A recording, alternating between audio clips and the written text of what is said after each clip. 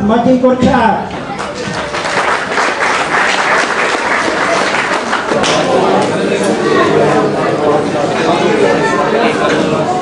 Máme stříbrnou medaili František Chmelíř, Kristýna Chmelířová.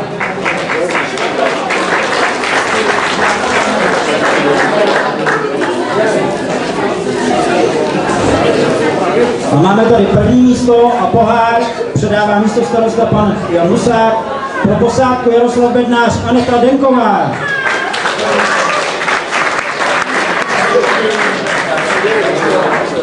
Ať se přijde taky tatínek. Nebo děda, nebo tatínek.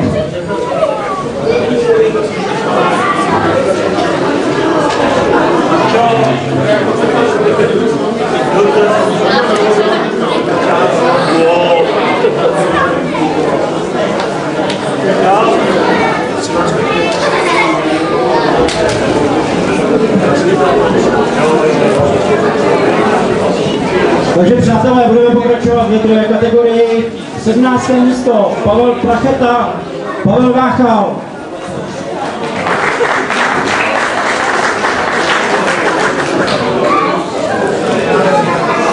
16. místo Richard Bělohubý, Adéla Bělohubá.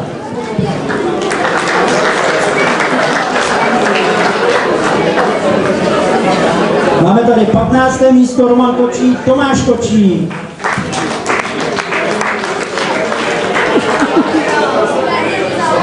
14. místo Štěpánka Majerová, Veronika Majerová.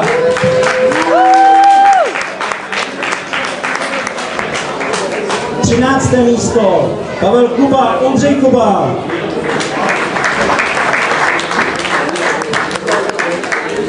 12. máme tady 12. místo Pavel Mašek, Jan Mašek.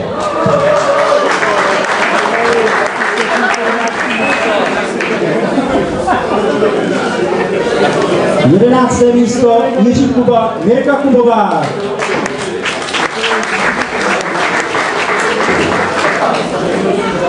10. máme tady 10. místo Milena Irsigová, Renata Marenčáková.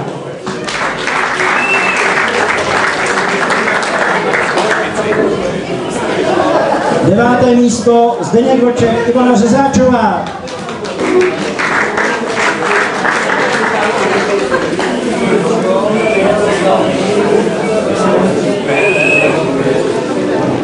8. místo Matouš Jedle, Barbara Jedlebová.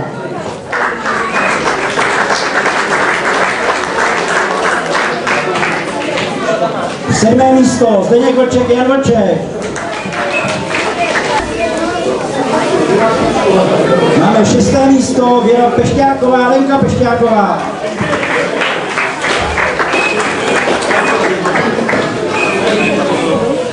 5. je tady 5. místo Radek Viktora, David Viktora. 4. místo inženýr František Ryška, Michaela Tomášová.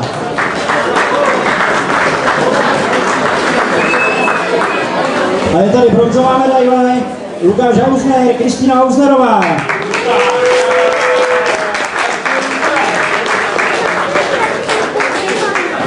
Já dostanu pirátský plech. Jo. Stříbrná medaile inženýr Karel Šindelář, Kateřina Petrášová.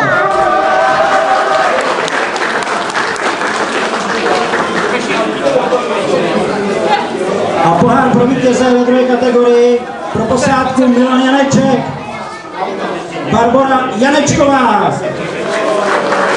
Blahopřejeme.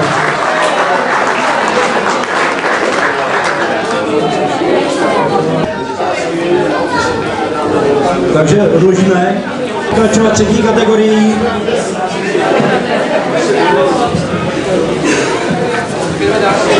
Jedenácté místo Břetislav Šindelář mladší.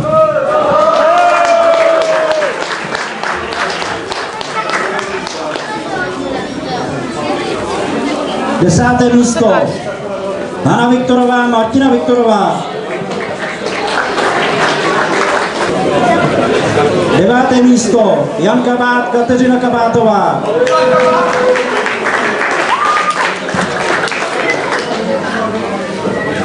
10. 8. místo František Chmelíř, Zdeněk Chmelíř.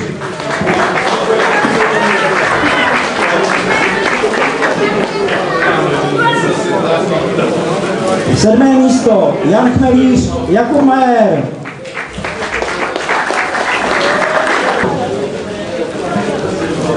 6. místo Jaroslav Pavlát, Veronika Pavlátová.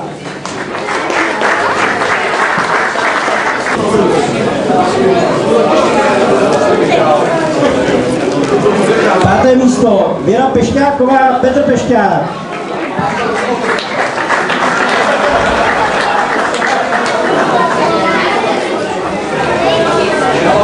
4. místo Jiří Kuba mladší.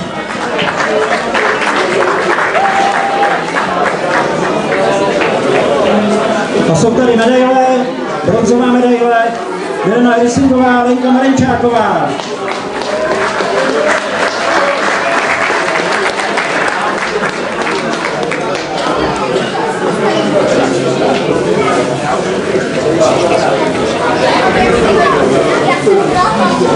'Máme tady stříbrnou medaili a je to Václav Leciak, Jitka Kratochvílová.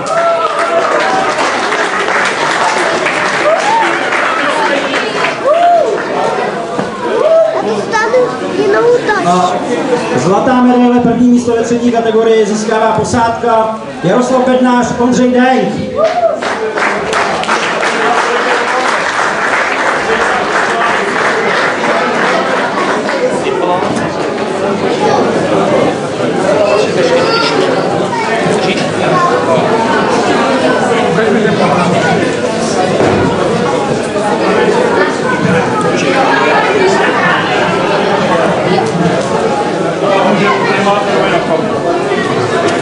Prosím vás, chvíli klidu.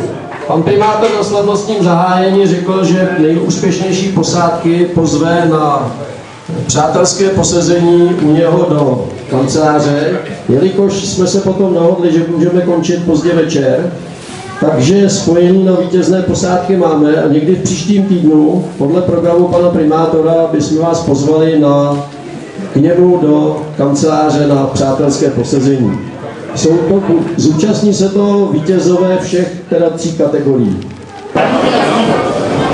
Takže nejmladší, pan Jan Chmelíř.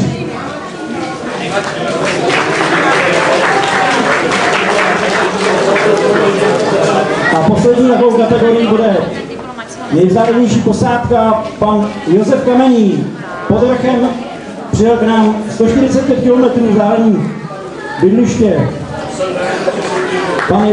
Pan Josef Kamenný. Ano, je to ulice pod vrchem Srubec.